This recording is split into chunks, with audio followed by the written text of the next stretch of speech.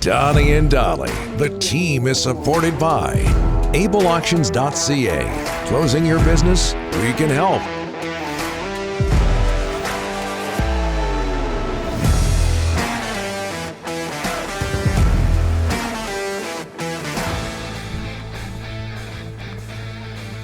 It is Thursday.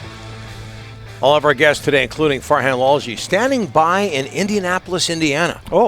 Brought to you by Optic Foliar, the only lights-on spray with no damage and no burning to your plant leaves, plant efficiency, nutrition, and results, all combined into a single solution for all stages of growth and safe to use on flowers. Spray it, see it, believe it.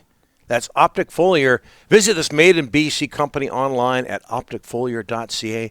Happy to have them aboard. Same goes for Farhan Lalji from TSN, who joins us from the NFL Scouting Combine in Indianapolis, Indiana. Farhan, thanks for doing this. How are you, sir? I am good. Looking forward to watching some NFL prospects run today and also watch the Canucks game tonight. What stood out so far down there at the Combine? Well, just the quarterbacks and trying to get a sense of how they're dealing with the questions around their ability, but also just the narrative for the entire quarterback class, right? It's been a rare year, Donnie, where there's this much quarterback demand and this much perceived lack of supply, right? Because you've got, going through the list, there's at least 8 teams that need a quarterback today and are strongly considering taking a quarterback in the first round. And then there's another maybe 6 teams that have some questions where they like their guy, but they're not 100% sure, or they've got to look at their future at the position, and so on and so forth. And there's, 5 or 6 guys that are potentially being named as possible first-round quarterbacks. Probably no more than 3 actually get taken in the first round. Maybe none goes in the top 10, which is a rarity. And when you couple that with the lack of quarterbacks available in free agency and the trade market, like high-end guys, right, outside of we're not talking about a guy like Jimmy Garoppolo, right, like high-end guys. It's a weird year that way, right? That teams just aren't sure what to make of it, but it only takes one team to fall in love with you, and all of a sudden select you high. Kenny Pickett out of Pittsburgh, is he the most highly touted quarterback down there? Yeah, I think he's slowly separating himself. He's probably the guy that's viewed as the most ready to play or compete for playing time this year. He played 5 years at the University of Pittsburgh. He had a fantastic senior season, a lot like Joe Burrow did a couple of years earlier, right, where just really blew up that senior year and elevated himself to the top of the class. Burrow, of course, wins a national championship, but, at Pittsburgh, that's just not going to happen. So, but he did a lot of the same things. They both have the same questions about their hand size. Pickett runs the ball well. He sees defenses really well. Some arm strength questions. And then you've got the guy right behind him, Malik Willis, who was coached by Kent Austin, who was his offensive coordinator at Liberty, right? And Willis is just got freakish talent in terms of just his arm strength and his ability to run and be elusive. But there's accuracy concerns there, right? So, like, every one of these guys has some concern, but they've also got lots of potential, so we'll see where it goes.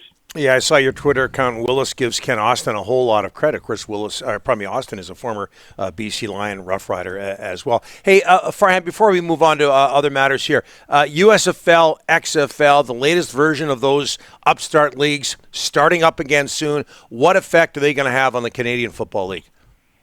Well, I think it'll have a short-term effect and not necessarily one you're going to see on the field this season, right? So you saw what happened with the negotiation list that I think 55 guys got taken.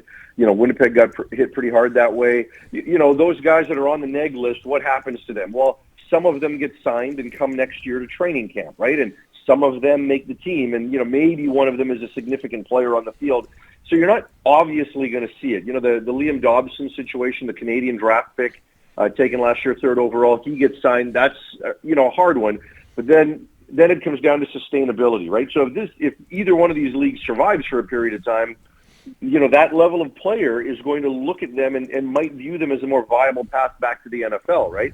So that in itself is a challenge. So I don't think there's going to be a short-term effect that's going to hit you over the head in 2022. But if either one of these leagues is sustainable, and we've now seen this lawsuit surrounding the USFL, which might make things a little hard for them coming right out of the gate. But I do think the XFL, given that it's being somewhat supported by the NFL, I think that's got a bit more of a chance to survive, 3, 4, 5 years and maybe have a bit of an impact on the CFL.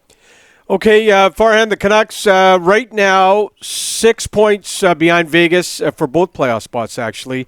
And we're less than 3 weeks from the trading deadline. Some big decisions could lie ahead. Anyways, your thoughts and feelings about the Canucks going into the deadline here? Yeah, it's funny because they rise and fall so fast depending on what happens in any given game. This team puts in a great performance against the Rangers, and all of a sudden we think, hey, look, they're really only 3 points back with only a game in hand the team ahead of them has, and it's doable now. It's real. And then all of a sudden they lose to the Devils, which a team that you'd think they would beat, and then a couple of things happen in the days in between, and now here they are 6 games, as you point out, and it looks that much more bleak, right? And they're hovering in and around that 10% in terms of probability to get in. So I think they're just going to keep waiting unless a deal really blows them away. And you're closer to it than I am, Rick. And I think that they are open to making these moves. I think they're open to making difficult, potentially unpopular decisions. But I don't think they're going to rush into them unless they're absolutely blown away, right? And why would you, right? If you look at a guy like JT Miller, there is value there. And when you look at lesser players are fetching, you'd have to be the Canucks thinking right now, like, what could we possibly get for this guy, and how much of a hurry is there to move him, right? So I think they're open to it. I just don't think they're panicked. But, every game you ride that emotional crest to see whether or not you're legitimately in it or not. But bigger picture, does it even matter if you're legitimately in it? Because even if you are chasing a playoff spot this year, are you a real contender, and what are you trying to build here? We had the BC Lions owner on, I think, last week, Donnie. Amar he talked a lot about Farhan changes, the stadium experience, cheaper tickets, the whole 9 yards. What's the feel out there about the Lions right now, Farhan? Well, I think they're relevant in the marketplace. I think between the ownership change and some of the initiatives and what's happened in free agency, I do think there are some people talking about it more so than they would be at this time a year ago, let's say, and that's obviously a positive. I know the ticket campaign, the $99 season ticket, and all of that has been going well. It's been well received so far. I listened to Mr. Doman on your show and him talking about what they're going to do for the season opener, right? And that's exciting. Depending on I think we're all assuming it's some sort of musical act, and I think that's exciting. And some of the initiatives are going to take a while, right? If you want to create the full experience you're looking for, and it might require some stadium change, and I don't think they're ever going to get a new one. But can you eventually create, plaza seating in the building, right, where you can actually look out and see the game, as opposed to family sections in the concourses where you can't necessarily see the game at the same time? Is there a way to change the betting experience, which obviously they need BCLC buy-in on? So there's a number of things I think they're thinking of that might take a little more time, but I'm excited about the direction they're attempting to go in. Okay, very quickly, Farhan, you mentioned the Lions. You're at the Combine. Let's get back to that for a second. Lions have signed former NFLer DeAnthony Thomas. Did he not blow people away back in 2014 at the Combine? Oh, my goodness. I mean, he was a guy that was just so fast and electric, and I hated watching him because, I hate Oregon, and I love Washington, and watching him at Oregon just run the way he did. I mean, that was tough to watch, but you thought, wow, if he was on your team. And I'm surprised he didn't make it in the NFL just because of that speed. I know he was kind of viewed as a tweener. And, in every sport, there's that fine line between tweener in a negative context and versatile player in an exciting context, right? And I think that tweener in the NFL could be that exciting player in the CFL. I think he'll immediately make an impact as a kick returner, and if they can get him involved in the receiving game and maybe even out of the backfield, it could be a lot of fun to watch him play. Nobody loves football more than you, Farhan. I can just imagine how much fun you're having down there in Indy at the Combine. Thanks so much for this, buddy. Football palooza here, my friend. We'll talk soon.